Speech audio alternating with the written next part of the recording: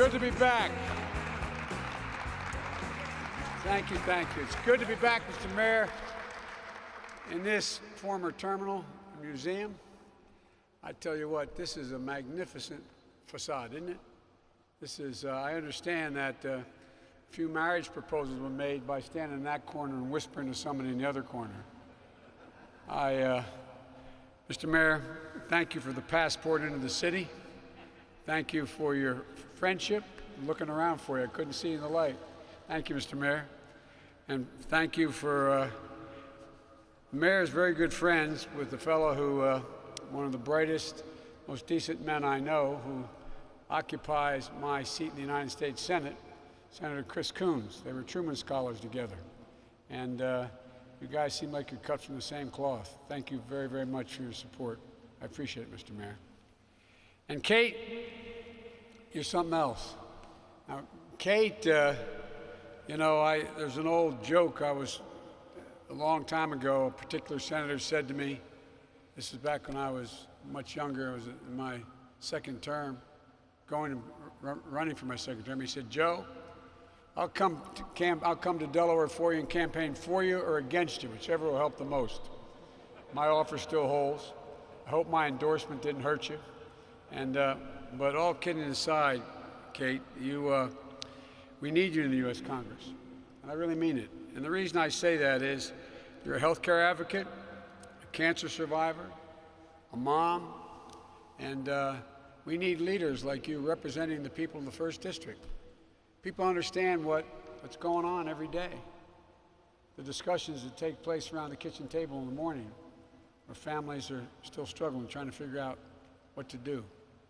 And Joyce, thank you for that introduction.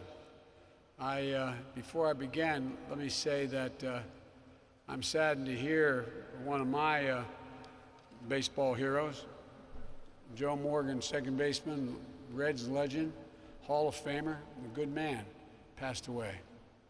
And my condolences to the Morgan family and his teammates and to his fans here in Cincinnati and all across the country. He played 1 year for the Philadelphia Phillies.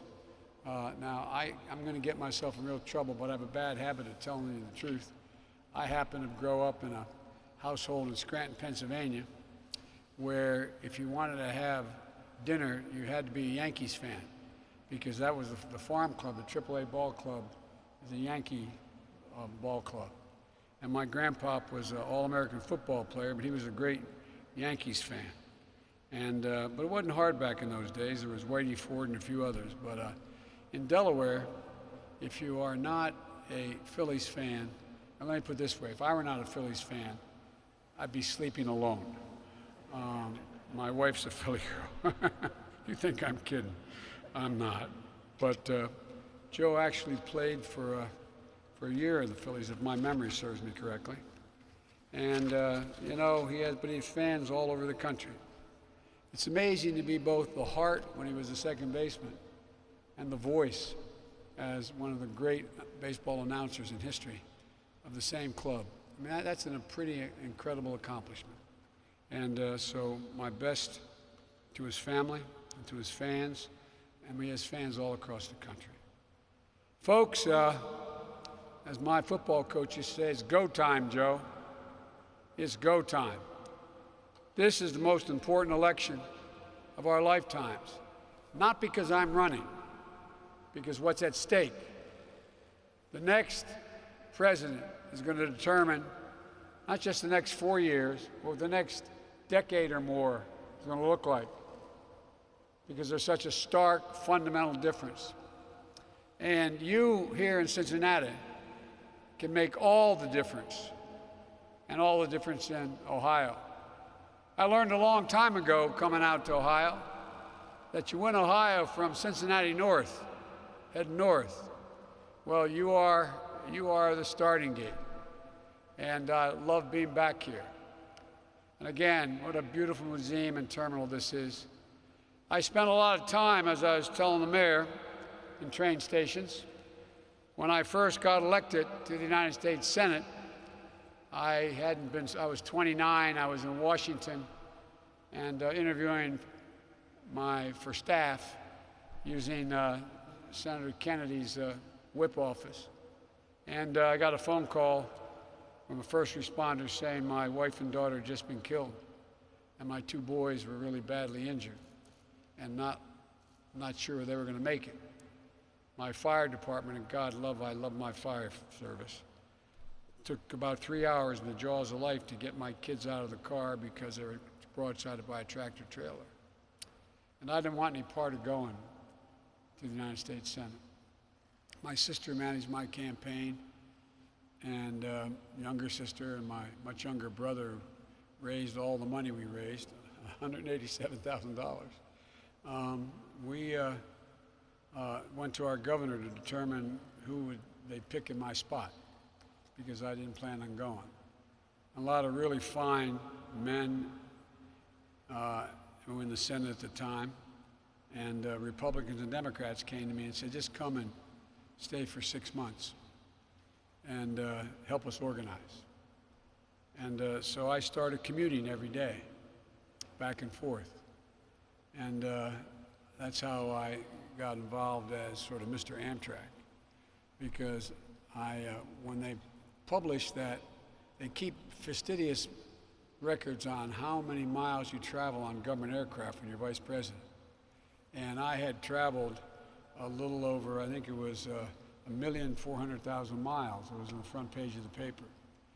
But I used to like to take the train home on Friday still as vice president, because it cost a lot of money to take that small plane back. But in addition to that, but the Secret Service felt much more secure if I wasn't on a train. But they humored me and let me go home on Fridays sometimes. My mom was living at my home. She was passing. And I remember getting on the train, and a guy named Angelo Negria, I got to know their families, all the conductors and all the people, all those years. And he came up to me and he grabbed me and said, "Joey," grabbed my cheek. I thought the Secret Service was going to shoot him. I said, "No." I said, "He's okay." It's a true story. And he said, "I just read, Joey, 1,000,003 or 400,000 miles on Air Force Two. Big deal. You know, the boys and I, we were checking. We were on a retirement dinner. Went up to New Jersey for the dinner. You know how many miles you travel on Amtrak?" I said, "No, Ange, I don't." He said, "Joey," he said, "we figure 117 days a year, 36 years, and the next number of days as vice president. You've traveled 2,100,000 miles on Amtrak. I think I hold a record, other than a conductor."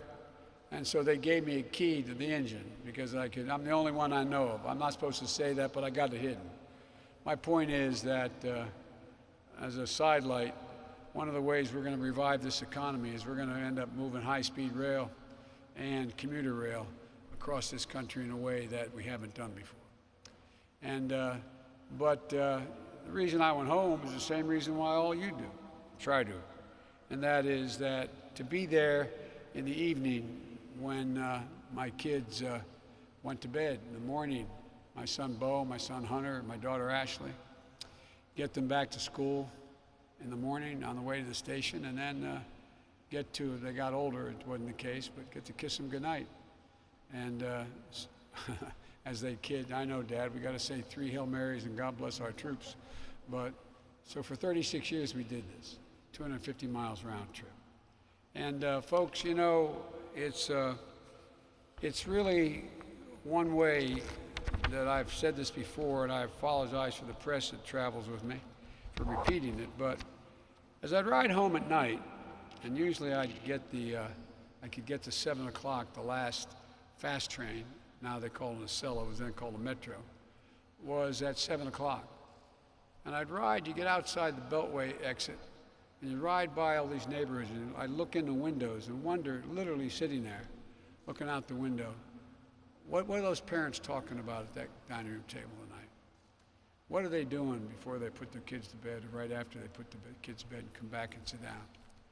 And my guess is they're talking about the same things that we talked about all across the country, what we're talking about today. They're asking questions of one another as profound as they are ordinary. Are we going to be okay? We're going to make it? Well, what are we going to do? Who's going to tell her we don't have the money to go back to that community college? Or who's going to, you got to drive another 1,000 miles on those ball tires. We just don't have the money right now to get 4 new tires. This election is about answering those kind of questions. Who's on their side? My dad used to have an expression, for real. My dad, he didn't have work when coal died in Scranton. My dad was a salesperson. He wasn't a coal miner. My great-grandfather was a mining engineer. But my dad used to say, Joey, a job's about a lot more than a paycheck. It's about your dignity. It's about respect. It's about your place in the community. It's about being able to look your kid in the eye and say, honey, it's going to be okay, and mean it. That's a lesson I've never forgotten. It's what I grew up with, surrounded by hardworking families in Scranton, Pennsylvania.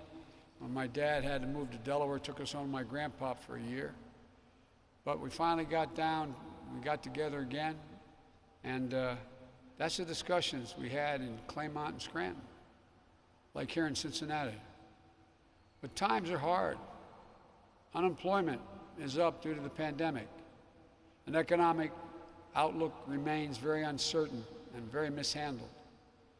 Across Ohio and this country, folks are worried about making their next rent payment or mortgage payment, whether or not they're going to be out in the street, whether or not they can purchase that prescription drug they need, or how much food they can put on the table, making hard choices. Worry about whether the school their child is enrolled in is going to be able to be open. Or what do they do if I still have a job, but I have a young child? Do I go to work and their school's not open? Who takes care of them? How do we do that? They see the people at the top doing better and better, even in the midst of this god-awful recession. While they're left to wonder, and I mean this sincerely, they're left to wonder, who's looking out for me? That's Donald Trump's presidency. 215,000 people dead from COVID-19. Experts are telling us we may lose up to another 200,000 lives by the end of January. All because the president is only worried about one thing, the stock market. Because he refused to follow science. It's estimated that if we just wore masks, the mask I just took off to speak, the experts tell us we could save between now and the end of the year 100,000 lives. The president knew back in January, I think it was the 28th of January, when the intelligence community kept telling him how serious this pandemic would be. He knew it was extremely dangerous, an extremely communicable disease, airborne. But he didn't tell anybody. But out of his desire to try to get Bob Woodward to write something good about him, he did a long interview with Woodward, a famous journalist. And he went on record, on tape, he's taped as saying, Trump is, that he knew how dangerous this disease was, but he did and said nothing except praise Xi for the great service he was performing, how transparent he was. Ask yourself, why did he not tell the country? Or how much better off would he be had he told the country? He said nothing. He told Bob Woodward that he didn't want to panic the American public. Americans don't panic. Trump panicked. Trump is the one who panicked. His reckless personal conduct since his diagnosis as well has been unconscionable. And the longer Donald Trump is president, the more reckless he gets. Dr. Fauci, the most respected person in this area, in the country, referred to the president's announcement event for the Supreme Court in the Rose Garden as a super spreader event, publicly criticizing it. And how is the president responding? He's running a national ad here in Cincinnati and all across the country, quoting Dr. Fauci out of context. Dr. Fauci said back in March, referring to public health officials, quote, "I can't imagine anybody could be doing more," end of quote, referring to public health officials. But Trump and his campaign, who were very much used to deception and not telling the truth, deliberately lied by putting Fauci in his ad, implying that Fauci was talking about Trump, saying he doesn't know how anybody could do any better. And Fauci, after he saw the ad, he went public. You've probably seen it on the nightly news. He came after that and he said, "I did not give permission for that quote to be used, and it wasn't about the president."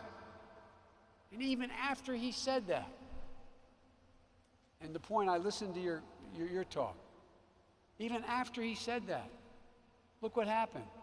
They continued to lie. They said, "We're keeping it in the ad." Same ad that says I'm going to increase taxes on middle-class folks with the same amount of credibility. Look, they use the ad knowing it's a lie. Can you remember any other major mainstream presidential candidate ever doing something like these things? As a consequence of months of overwhelming lying, misleading, and irresponsible action on the part of Donald Trump, how many empty chairs are going to be around the dinner table tonight because of their negligence? How many? How many brothers, sisters, mothers, fathers, uncles, aunts, moms, dads are gone? Folks, we're so much better than this. Despite the crises we face, we have an enormous opportunity, like America's done, unlike any other country after every crisis. We've always come out of the crisis stronger than we were before we went in. That's the uniqueness of who we are.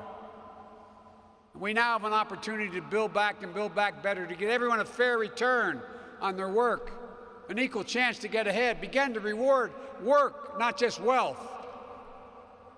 For example, for communities of color here in Cincinnati and all across the country, the question is, how do we break the cycle where in good times they lag, in bad times they get hit first and hardest, and in recovery they're the last and toughest to bounce back? The answer is justice. Justice. Criminal justice. Police reforms.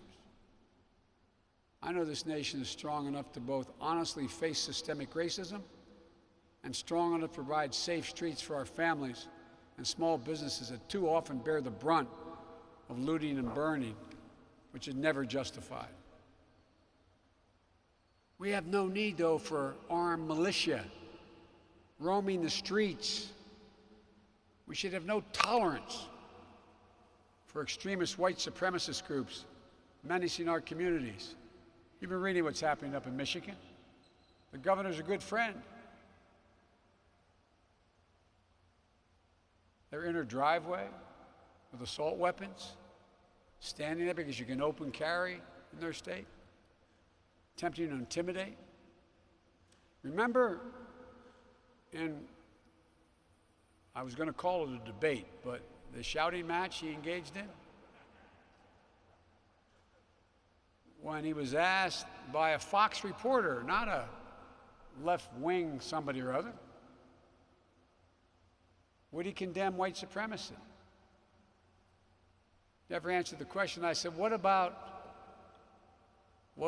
those guys that you, in fact, talk about all the time? Those boys talks about. He said, well, I would just tell them to stand back and stand by. Neighborhoods I worked in the black community in Delaware, that's called a dog whistle. If you say we should trust American law enforcement authorities to do their job as I do, then let them do their job without extremist groups acting as vigilantes. If you say we have no need to face racial injustice in this country, you haven't opened your eyes to what's been going on in this country and has for a long time. You know, I decided to run for president, and I hadn't planned on it for real, but I decided to run when I saw those folks marching out of the fields in Charlottesville. Close your eyes, remember what you saw on television. These white supremacists, Nazi sympathizers, carrying Nazi flags, using the exact same jargon used, anti-Semitic jargon used as it was used in Germany in the 30s, accompanied by the Ku Klux Klan. And the Grand Kleagle saying, this is why we elected him, and a young woman ends up being killed. And they asked the president, what do you think? He said something no president has ever said. Mark it down, ever said. They're very fine people on both sides. There have been very powerful voices for justice in recent weeks and months. I've spent some time, more than one time, with George Floyd's family and his little daughter, Gianna. And I knelt down to say hi to her, and she said, in a soft voice, Daddy, my word, this quote, Daddy changed the world. I also got to know Jacob Blake's mom and dad and the whole family. You know what she said? She said violence didn't reflect her son, and that this nation needed healing to stop the rioting. Peacefully march, but there's no justification for violence. One of the things that I found, I've been in the civil rights arena for a long time, found pretty moving, was Doc Rivers, the basketball coach, choking back tears. Remember what he said a couple weeks ago? Quote, we're the ones getting killed. We're the ones getting shot. We've been hung. Continuing the quote, it's amazing why we keep loving this country, and this country doesn't love us back.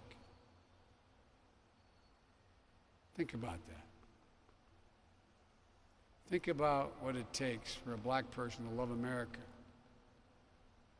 That is a deep love for this country that for far too long has never been fully recognized.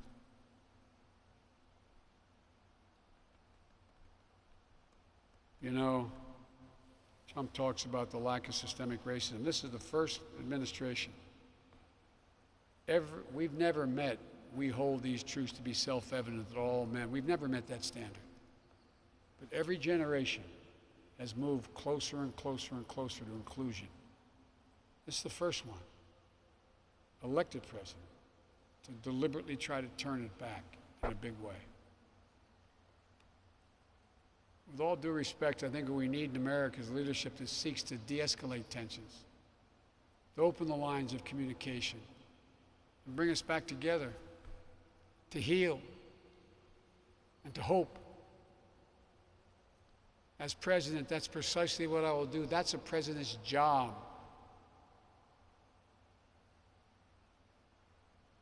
It just goes beyond the issue of police-community relations. It goes about being able to compete and build wealth. It's about jobs, good-paying jobs, financial stability, families of color building wealth and being able to pass it down, like my Irish Catholic folks were able to do in Scranton coming up from nothing. You build home equity. You got something to pass on. For example, another example is more and more women are dropping out of the workforce in this recession, whether in a city or in the suburbs. I have a plan to deal with this pandemic responsibly. testing, tracing, masking, not politicizing the race for a vaccine. Plan for its safe and equitable distribution. Providing funding for PPE, the protective equipment, and other resources for schools and businesses to be able to reopen safely. If you notice, the president said when he was asked about his responsibility, he said, "I take no responsibility." That was a quote. I take no responsibility. No national standard has been set by this administration. Mr. Mayor, you're doing it on your own, or with your governor, or with your others in the community.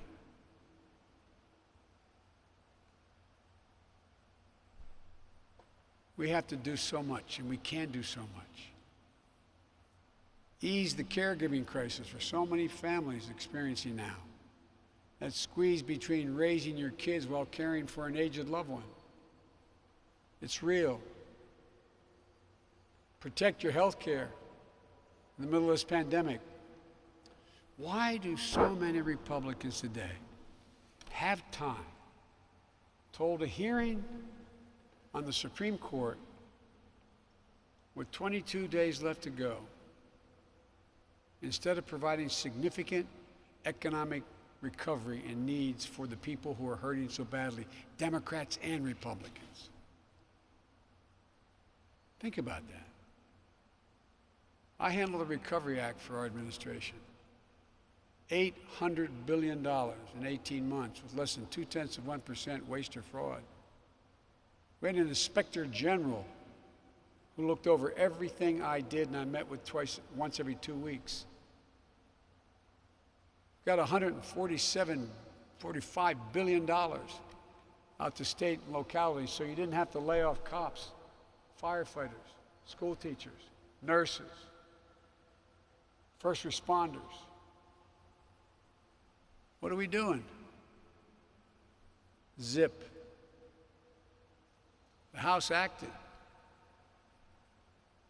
the beginning of the summer, the so-called HEROES Act, to pay for all of this. The states are in trouble.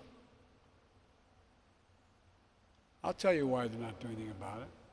2 reasons. One, it's all about wiping out the Affordable Care Act, which has been an obsession for this president since he became president. It was an Obama idea. Because their nominee has said in the past that the law should be struck down. Not as a judge she did, it's just that's her view. That's going to take health care coverage away from 20 million Americans. Because of his mishandling of the economy and COVID, we've already lost 10 million people have already lost their employer-based health insurance. 10 million. It's going to take away pre-existing conditions coverage for 100+ million Americans. And complications of COVID-19, like lung scarring, as well as heart damage, could well put how many millions more? There's over 7 million people have contracted COVID in the United States. What happens then? Pre-existing conditions cannot be covered. It's going to toss out the rule that allows children to be covered on their parents' health care until age 26.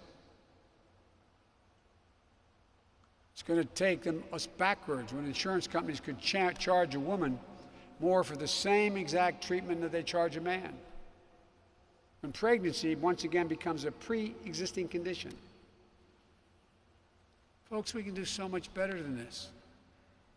Together, we can build on the Affordable Care Act by adding a new health insurance option, a nonprofit public option, which is going to give private insurers a real competitor. Increase the subsidies so premiums are lower and you can afford plans with lower deductibles and lower out-of-pocket cost. We can only do any of this if the country comes together. Last week, I went to Gettysburg, Pennsylvania, to the battlefield, where Abraham Lincoln told us that a house divided cannot stand. Today, trust is ebbing. Hope seems elusive.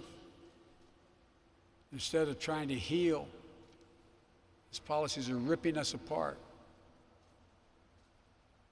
And those Republicans who are willing to cooperate get punished by this president. I refuse to let that happen. We need to revive the spirit of bipartisanship in this country. I know that sounds bizarre in light of where we are. The spirit of being able to work with one another. When I say that, and I said that from the time I announced, I was told that maybe that was the way things used to work, Joe. You got a lot done before, Joe, but you can't do that anymore. Well, I'm here to tell you and say we can. And we must if we're going to get anything done. Democracy requires consensus. I'm running as a proud Democrat, but I will govern as an American president.